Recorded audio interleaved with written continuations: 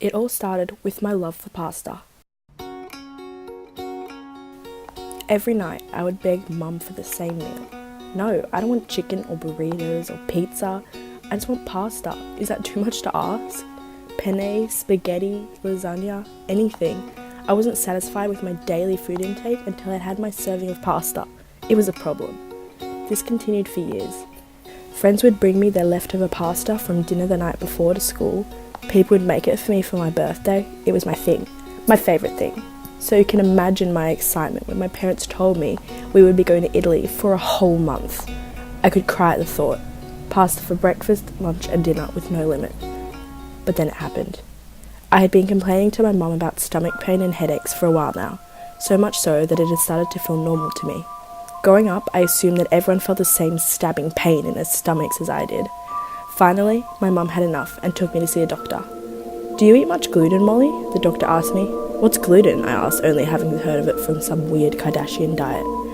"Wheat, bread, pasta, all that," she replied. My heart stopped. "You have what we call a gluten intolerance." Felt like my world had come crashing down around me. What had I done to deserve this? I was going to Italy in a week, the home of pasta, and I had just found out that pasta was the one thing making me sick. I arrived in Italy.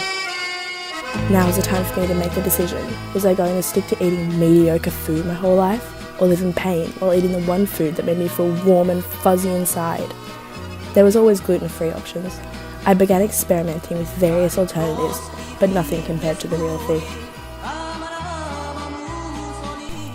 In Italy, it seemed like everywhere I turned, I was reminded of my loss.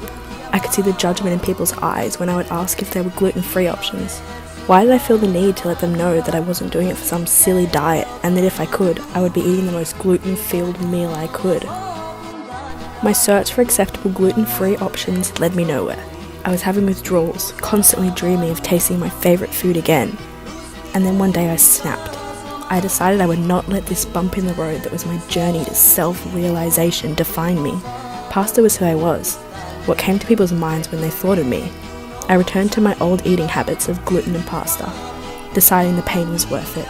To this day, I'm still searching for a gluten-free pasta that will not leave a soggy, bland taste in my mouth. But for now, I'm seeing gluten for what it is, a tolerable intolerance.